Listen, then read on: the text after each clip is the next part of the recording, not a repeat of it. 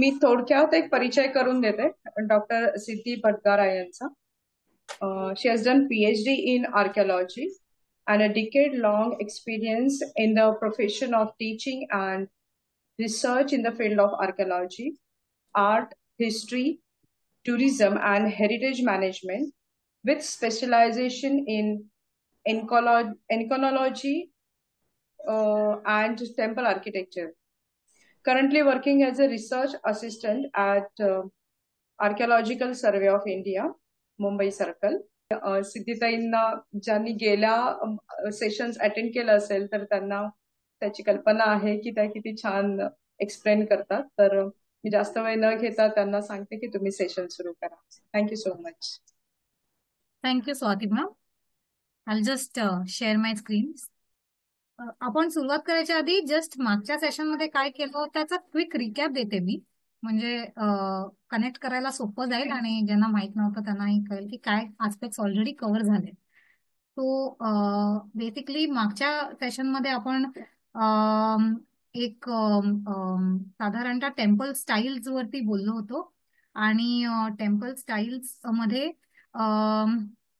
Basically काय काय वेगळ्या वेगळ्या पद्धतीच्या स्टाईल्स आहेत, ते साईट कशी सिलेक्ट करायची यापासून सुरुवात केलं होतं आणि काय प्रकारचं मटेरियल वापरलं जात होतं वेगवेगळ्या मंदिरांना आणि वेगवेगळ्या भागात ते असल्यामुळे वेगवेगळ्या प्रकारचे स्टोन्स वापरले गेले होते. त्यामुळे ते कसं काम त्यावर केलं होतं, आर्टिस्ट आणि आर्किटेक्टचा काय रोल होता, गिल्ड कशी होती म्हणजे बेसिकली त्यांचं कॉर्पोरेट कसं होतं आणि आर्टिस्ट हे आर्टिसन हे त्यांचं ऑक्युपेशन असल्यामुळे ते कसं काय काम करत होते.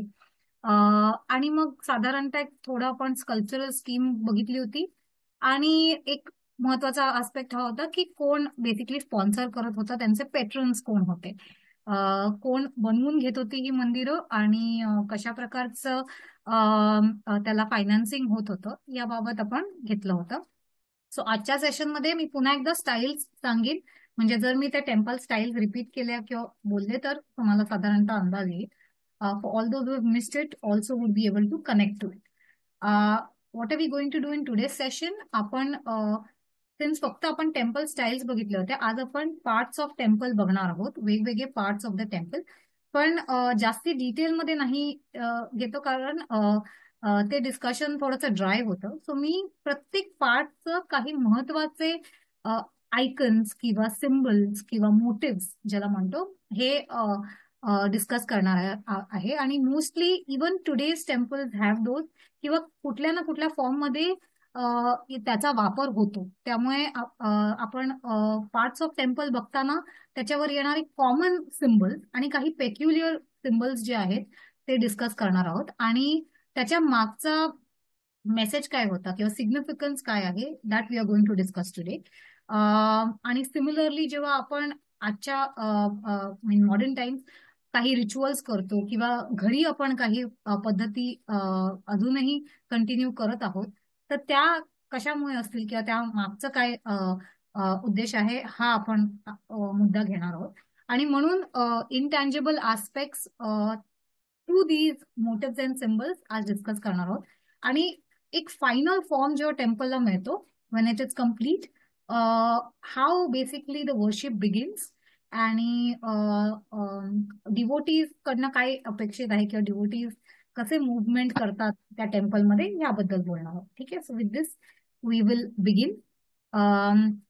या टेम्पल स्टाईल्स आहेत बेसिकली जे आपण मागच्या सेशनमध्ये घेतल्या होत्या आणि वी ट्राय टू अंडरस्टँड की लेफ्ट साइडला जे तुमच्या 5 प्रकारच्या टाइप्स आहेत they were basically the original types or the earliest forms. So you have कुट form, you have Shala, you have Vallavi type, you have Faungsana type and you have Amalaka type.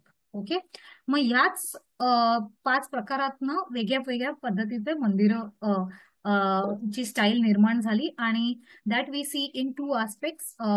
ज्यांना colonial times मध्ये जेव्हा हिस्टोरियन्सनी आर्किओलॉजिस्टनी study केलं म्हणजे British काळात ब्रिटिशांच्या राज्यात, तेव्हा त्यांना नदन आणि सबन स्टाईल म्हणून जास्ती ओळखलं गेलं. सो आधी होतं इंडो आर्यन आणि द्रविडियन स्टाईल, आणि मग त्याला नगर म्हणजे नॉर्थचे जे आहेत ते नगर आणि साऊथचे ते द्रविड अशा पद्धतीने ओळखले गेले. आणि मग बेसिकली ह्याच पद्धतीने आपल्याला कुट आणि शाळ वापरून द्रविड स्टाईल निर्माण झाली. आणि तसंच प्रोटो वल्लभी आणि प्रोटो फौसाणा का, कारण वल्लभी आणि फौसाणा हे टिपिकली वेल नोन पद्धतीचे स्टाईल्स आहेत, टेम्पल स्टाईल आहेत, जे तुम्ही राईट साईडला टॉप मध्ये फॉर्म बघत आहात ते, आणि थ्रू विच त्यांचं कॉम्बिनेशन थ्रू एक लतिना फॉर्मचं टेम्पल झालं. And then furthermore it bifurcates into Shekhari Latina in combination with Shekhari. We also get Bhumija style, which is more popularly known in Maharashtra and Madhya Pradesh.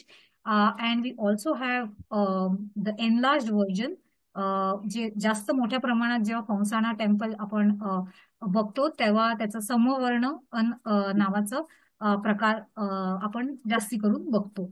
आणि एक त्याची वेगळी पद्धत जी आपल्याला नॉर्थ वेस्ट साईडला आणि स्पेसिफिकली काश्मीर रिजन मध्ये दिसते ती आहे फौसाणा, एक डिफरंट काश्मीरी स्टाईलचं. सो बेसिकली ह्या स्टाईल्स हे कॉम्बिनेशन आहेत. आणि मूळ रूपाने आपण जेव्हा मंदिराला समजण्याचा प्रयत्न करतो तर त्याला शिखर जे आहे त्या शिखरांवरनं आपण त्याची स्टाईल ओळखण्याचा प्रयत्न करतो. आणि त्याच स्टाईल वरनं आपल्याला कळतं की काय प्रकारचे आर्टिस्ट कुठून आले असतील आणि ते बेसिकली काय काय प्रकारचे त्यांनी प्रयोग केले असतील. ठीक आहे, तर ही बेसिकली स्टाईल आहे जी आपण मागच्या सेशन मध्ये डिस्कस केली होती. आज आपण वेगळे वेगळे पार्ट्स बघणार आहोत. I am not going very much in detail, but मी ते बायफर्केशन मध्ये आपण काही काही त्या पार्ट्सचं डिस्कशन करणार आहोत.